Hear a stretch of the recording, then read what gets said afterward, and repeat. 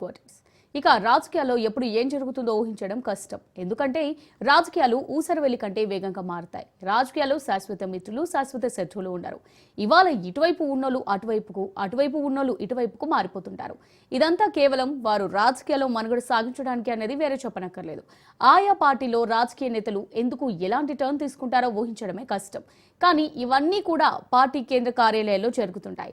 నాయకులు ఎలా రంగులు మార్చుతారు, పార్టీలు నిర్ణయాలను ఎలా మార్చుకుంటాయి అనేది తెలుసుకోవాలని ప్రజలు ఎంతో ఆసక్తిగా ఉంటారు. అందుకే ప్రజలకు నేరుగా ఆయా పార్టీలో ఏం జరుగుతుందో చెప్పాలనే ఉద్దేశంతో Raj news party head quarters కార్యక్రమాన్ని ప్రారంభించింది. ఈ కార్యక్రమంలో ఆయా పార్టీలు తీసుకుంటున్న వివిధ నిర్ణయాలను, అంశాలను మీ ముందుకు మా ప్రతినిధులు తీసుకొస్తారు.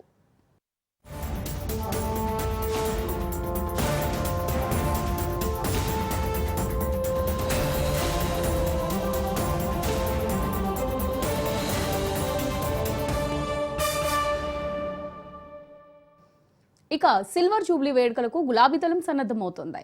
ఫిబ్రవరి 19న బీఆర్ఎస్ కార్యవర్గ సమావేశం జరగనుంది. పార్టీ సంస్థాగత నిర్మాణంపై విస్తృతంగా చర్చించనున్నారు నేతలు. భవిష్యత్ కార్యాచరణపై సమాలోచనలు చేయనున్నారు. పార్టీ క్యాడర్కు గులాబీ బాస్ దిశానిర్దేశం చేస్తాయని తెలంగాణ భవన్ వర్గాలు చెబుతున్నాయి. రానున్న రోజుల్లో దూకుడు పెంచేలా గులాబీ వ్యూహం ఉండనుంది. కార్యకర్తలను సన్నద్ధం చేసేందుకే బీఆర్ఎస్ కార్యవర్గ భేటీ జరగనున్నట్టు సమాచారం. మొత్తానికి ఒక దెబ్బకు రెండు పిట్టలన్నట్టుగా కేసీఆర్ స్కెచ్ వేస్తున్నారు. అటు పార్టీ బలోపేతం, ఇటు ప్రభుత్వంపై పోరాటం చేసేందుకు రెడీ అవుతుంది. కార్యవర్గ సంబంధించి మరిన్ని డీటెయిల్స్ మా రిపోర్టర్ సైదులు లైవ్ ద్వారా అందిస్తారు. సైదులు, మరి పార్టీ సంస్థాగత నిర్మాణంపై విస్తృతంగా చర్చించనున్నారు అని తెలుస్తోంది. భవిష్యత్ కార్యాచరణపై కూడా సమాలోచనలు చేయనున్నారు. సో దానికే ఇది జరుగుతుందని అనుకోవచ్చు అంటారా? కార్యాచరణకు సంబంధించి ఈ నెల 19న కేసీఆర్ అధ్యక్షతన పార్టీ విస్తృత సమావేశం అయితే తెలంగాణ భవన్లో కొనసాగుతుంది. ఆయన బయటకు అంటే ఏడాది పాలన కాంగ్రెస్ పార్టీ అధికారంలోకి వచ్చిన తర్వాత ఆయన ప్రతిపక్ష నేత హోదాలో తొలిసారిగా పార్టీ కార్యవర్గ సమావేశంలో ఆయన పాల్గొనుకుంటున్నారు. ముఖ్యంగా ఆ సమావేశంలో చాలా కీలకమైన అంశాలు కేసీఆర్ కూడా నేతలను ఉద్దేశించి మాట్లాడే అవకాశాలు అంటే పార్టీ బలోపేతం పైన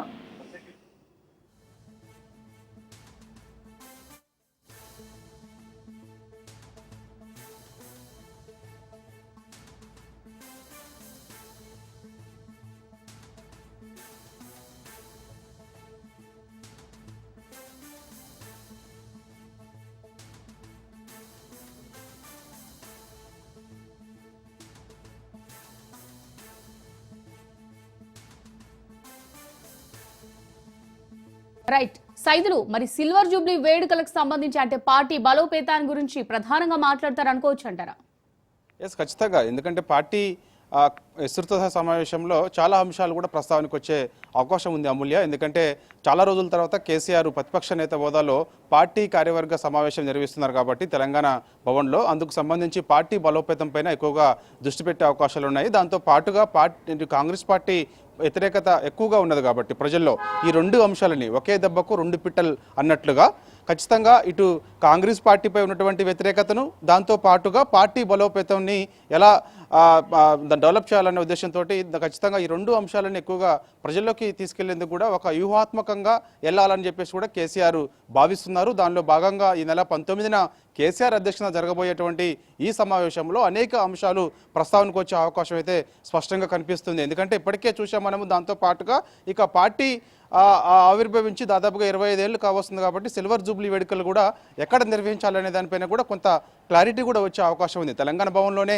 సిల్వర్ జూబ్లీ వేడుకలు నిర్వహిస్తారా, లేకపోతే బయట ఎక్కడైనా సిల్వర్ జూబ్లీ వేడుకలు నిర్వహిస్తారనేది కానీ ఇంతవరకు స్పష్టత లేదు. కానీ సో ఆ రోజు మాత్రం ఖచ్చితంగా దీనిపైన కూడా కేసీఆర్ నేతలను ఉద్దేశించి చెప్పే అవకాశం అయితే కనిపిస్తుంది. ఇక నేతలందరూ కూడా ఖచ్చితంగా స్థానికంగా ఉన్నటువంటి అంటే ఇప్పుడు ఎవరైతే కింది స్థాయి అంటే పార్టీ జిల్లా పార్టీ అధ్యక్షుల నుంచి మొదలు పెడితే మండల పార్టీ అధ్యక్షులు కానీ, గ్రామ పార్టీ అధ్యక్షులు కానీ ఇలా వరుసగా ఖచ్చితంగా అందరూ కూడా ప్రజల్లోనే ఉండాలి. ఖచ్చితంగా కాంగ్రెస్ పార్టీ ఇచ్చినటువంటి హామీలు అమలయ్యే వరకు కూడా ఖచ్చితంగా ప్రజల వైపున ఉండి నిలదీయాలి. దాంతోపాటుగా పార్టీ బలోపేతం చేయాలి. ఇప్పటికే ఇటు సభ్యత్వ నమోదు కార్యక్రమాన్ని కూడా వేగవంతం చేయాలి. అంటే ముఖ్యంగా దాదాపుగా బీఆర్ఎస్ పార్టీకి 60 లక్షలకు పైగా సభ్యత్వం ఉన్న పార్టీ తెలంగాణ రాష్ట్రంలో దాన్ని 1 కోటికి పైగా పెంచాలని చెప్పేసి కూడా బీఆర్ఎస్ పార్టీ భావిస్తున్న నేపథ్యంలో సో అందుకు కొంత ఎట్లా వ్యూహాత్మకంగా వెళ్తే బాగుంటుందని దానిపైన కూడా ఒక కేసీఆర్ అయితే నేతలను ఉద్దేశించి దిశా నిర్దేశం అయితే చేయబోతున్నారు. ఇప్పటికే రాష్ట్రవ్యాప్త పర్యటనలకు శ్రీకారం చుట్టారు నేతలందరూ కూడా. ముఖ్యంగా కవిత కూడా చాలా యాక్టివ్ అయింది. ఎందుకంటే ఆమె ఒక బీసీ అంశాన్ని,